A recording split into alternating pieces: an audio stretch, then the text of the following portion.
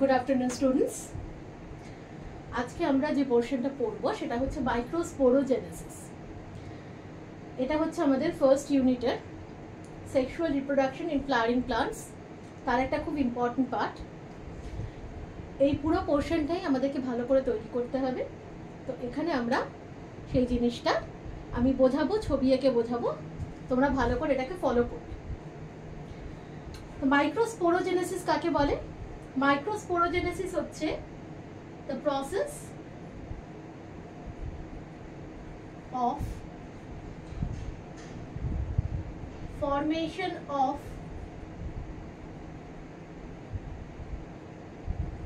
microspores.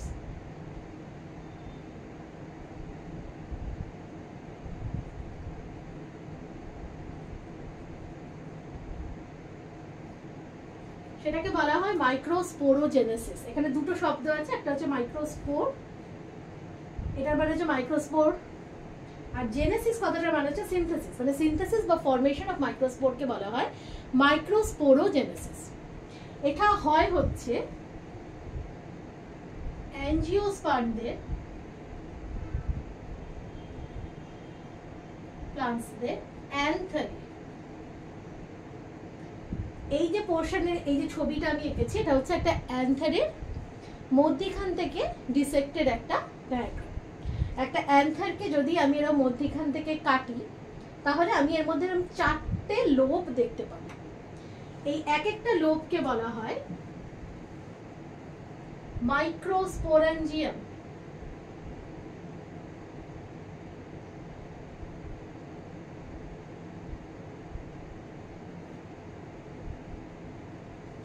এই চারটে লোবের প্রত্যেকটা লোবকে বলা হয় এক একটা মাইক্রোস্পোরেঞ্জিয়াম। তাহলে একটা অ্যান্থারের মধ্যে চারটে মাইক্রোস্পোরেঞ্জিয়াম থাকে। এই চারটে মাইক্রোস্পোরেঞ্জিয়ামের মধ্যে প্রথম যে আমি ডায়াগ্রামটা করেছি, এই ডায়াগ্রামটা দেখো আমি এর ভেতরে প্রচুর সেলস এঁকেছি। এই সেলগুলোকে বলা হয় আর্চিগনিয়াল সেলস।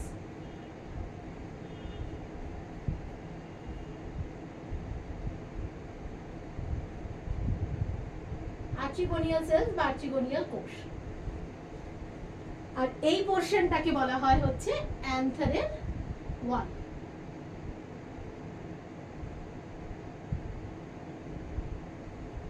তার মানে এই অবধি যা পড়লাম আরেকবার চট করে রিক্যাপিচুলেট করে নিচ্ছি। মাইক্রোস্পোরোজেনেসিস হচ্ছে the process of formation of মাইক্রোস্পোরস।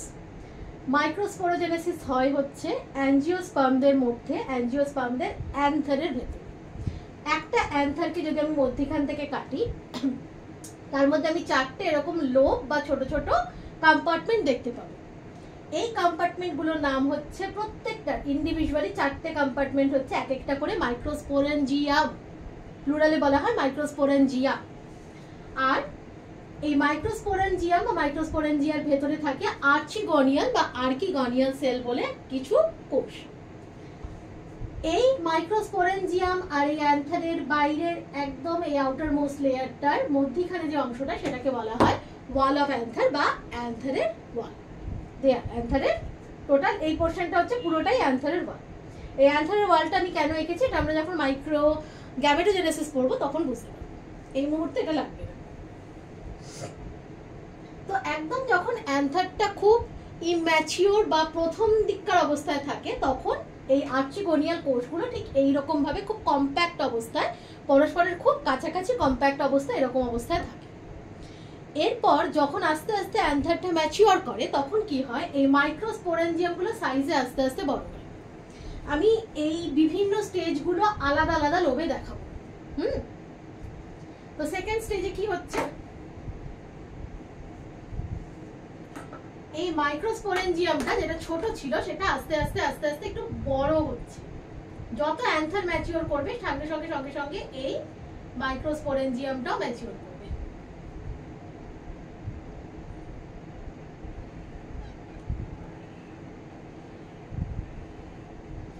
এইটা সাইজে বড় হওয়ার সঙ্গে সঙ্গে কি হবে, এর ভেতরে স্পেসটা, স্যাকটা যদি আস্তে আস্তে বড় হয় ভেতরে যে অংশটা, ভেতরে জায়গাটাও আস্তে আস্তে বাড়বে।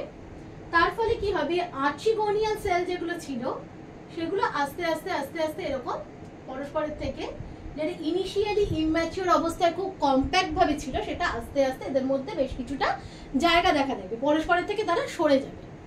এই অবস্থায় এই কোষগুলোকে আমরা বলবো মাইক্রোস্পোর মাদার সেল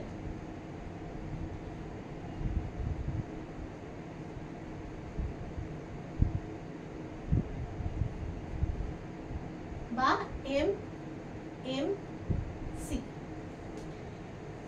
এই প্রত্যেকটা আর্চিগোনিয়াল সেল কিন্তু ইন্ডিভিজুয়ালি এক একটা মাইক্রোস্পোর মাদার সেল হওয়ার ক্ষমতা রাখে, কিন্তু প্রত্যেকটা আর্চিগোনিয়াল কোষ থেকে এতগুলো মাইক্রোস্পোর মাদার কোষ তৈরি হয় না। বাকি কোষগুলো কি হয়, আস্তে আস্তে আস্তে আস্তে ডিজলভ করে যায়, এবং ডিজলভ করে যায় মানে কি, নষ্ট হয়ে যায় এবং ডিজেনারেট করে যায়, অ্যাকচুয়ালি ডিজেনারেট করে যায় এবং সেটা অ্যাবজর্বড হয়ে যায় উদ্ভিদের ভিতর, অ্যান্থারে আবার নতুন করে আবার করে অ্যাবজর্বড হয়ে যায়। তো এই ইন্ডিভিজুয়াল এক একটা মাইক্রোস্পোর মাদার সেলে এবার কি হয়, এবার এই প্রত্যেকটা মাইক্রোস্পোর মাদার সেলের মধ্যে মিয়োসিস হয়। এই মাইক্রোস্পোর মাদার সেলগুলো কিন্তু 2n কোষ, ডিপ্লয়েড।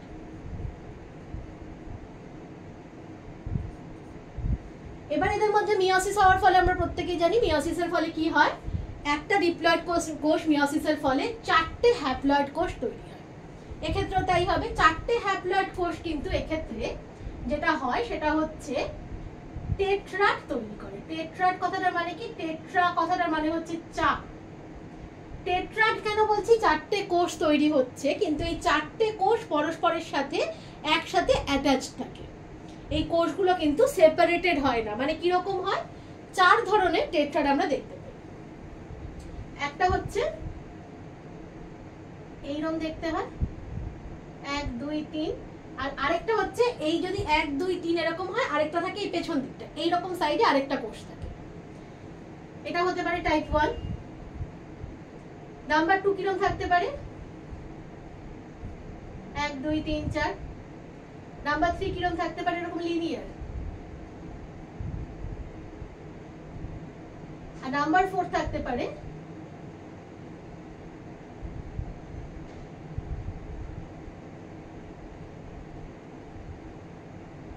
এরকম 1 2 3 4। তার মধ্যে যেটা সবচেয়ে কমন টাইপ 1, এটা হচ্ছে টাইপ 2। নামগুলো বলে দিচ্ছি, বোর্ডে আর লিখছি না, তাইলে তোমরা পরে খাতায় যখন টুকবে তখন লিখে নিতে পারো। এই প্রথম যেটা, সেটাকে বলা হয় টেট্রাহেড্রাল, এটা লিখবো।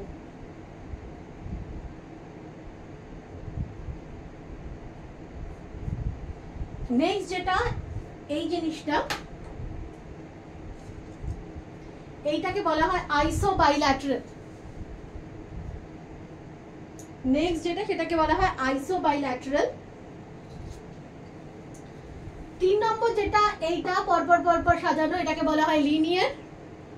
আর 4 নম্বর যেটা, এটাকে বলা হয় এফ শেপেড। প্রথমটার নাম টেট্রাহেড্রাল, এটাকে লিখেছি তার কারণ হচ্ছে টেট্রাহেড্রালটাই হচ্ছে সবচেয়ে common type of spore tetrad. Next হচ্ছে যেটা, সেটা হচ্ছে আইসোবাইল্যাটারাল।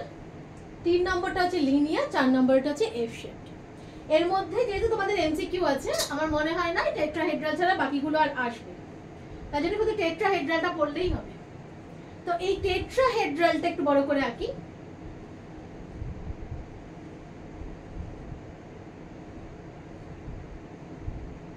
একটা সেল, দুটো সেল, 3টে সেল, আরেকটা বললাম এর ঠিক পেছন দিকটা, 3D তে তো আঁকতে পারবো না, এই যে এই পেছন দিকের যে ফেসটা, ওইখানে আরেকটা সেল থাকে।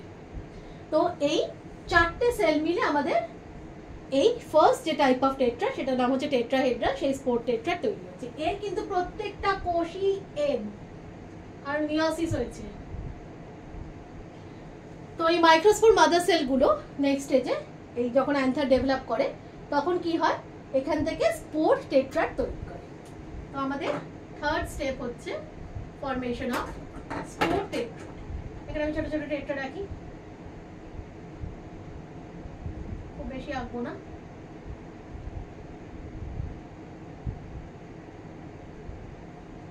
এইরকম অনেক কটা স্পোর টেট্রাড তৈরি হয়। এরপরে যেটা, সেটা হচ্ছে এই স্পোর টেট্রাড। তাহলে নাম্বার 1 হচ্ছে, আচ্ছা আমি একবার এ করে নিই, বুঝিয়ে নিই, তারপর আমি পয়েন্ট ওয়াইজ লিখিয়ে দেবো। তো স্পোর টেট্রাড তৈরি হলে এইবার লাস্ট স্টেজে কি হয়, গিয়ে এই স্পোর টেট্রাড গুলো ডিট্যাচ হয়, মানে এতক্ষণ যে চারটে একসাথে ছিল এবার নেক্সট স্টেজে গিয়ে কি হয়ে যাচ্ছে, এগুলো চারটে আলাদা আলাদা স্পোর্স তৈরি করছে।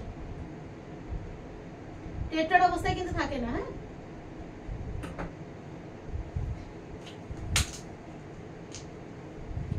এই চারটে আলাদা আলাদা সেল তৈরি হলো, প্রত্যেকটা থেকে চারটে চারটে করে তৈরি হবে। প্রত্যেকটা হচ্ছে ইন্ডিভিজুয়ালি হ্যাপ্লয়েড সেল। এই সেলগুলোকে আমরা বলবো হচ্ছে আমাদের মাইক্রো স্পোর্স। এই মাইক্রোস্পোরটাই হচ্ছে উদ্ভিদের পোলেন গ্রেনস।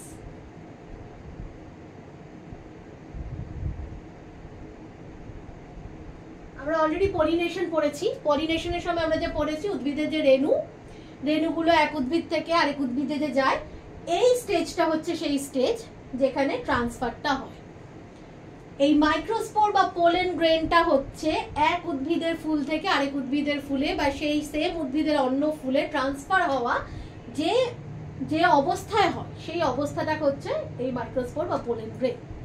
ঠিক আছে, পোলেন গ্রেনের স্ট্রাকচারটা আমরা দেখে নেব। পোলেন গ্রেন হচ্ছে এই ইন্ডিভিজুয়াল, একটা পোলেন গ্রেনকে বড় করে দেখাই।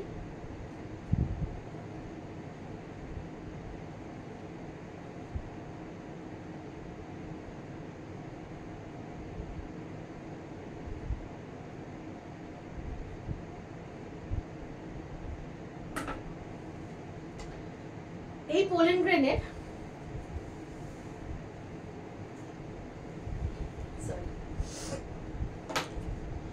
পোলেন গ্রেনটার মধ্যে দুটো লেয়ার থাকে। একটা হচ্ছে এই ভেতরে, এটাকে বলা হয় ইন্টার,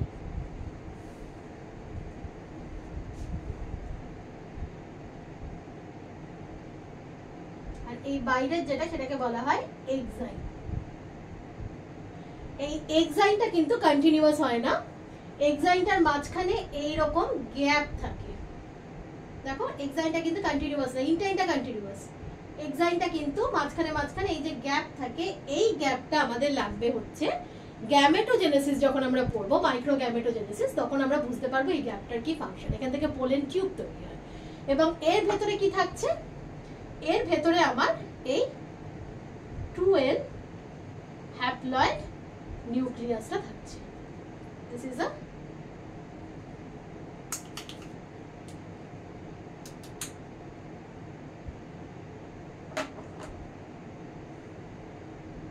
কিন্তু 2n, এই সরি n, 2n বললাম তখন ভুল করে বলেছি, এটা n হবে, হ্যাপ্লয়েড। ঠিক আছে, একবার ব্রাশ আপ করে নিচ্ছি ঝটঝট। মাইক্রোস্পোরোজেনেসিস হচ্ছে মাইক্রোস্পোর তৈরি হওয়ার যে পদ্ধতি, তাকে বলা হয় মাইক্রোস্পোরোজেনেসিস।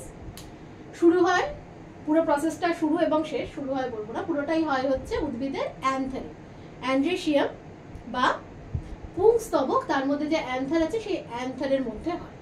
এই অ্যান্থারটাকে যদি আমরা এরকম ভাবে মধ্যখান থেকে কাটি, তাহলে অ্যান্থারে আমরা চারটে লোব দেখতে পাবো। এই চারটে লোবের নাম হচ্ছে মাইক্রোস্পোরেঞ্জিয়াম। এই মাইক্রোস্পোরেঞ্জিয়ামের মধ্যে বেশ কিছু কোষ থাকে যেগুলোকে বলা হয় আর্চিগনিয়াল সেল বা স্পোরোজেনাস সেলও বলে।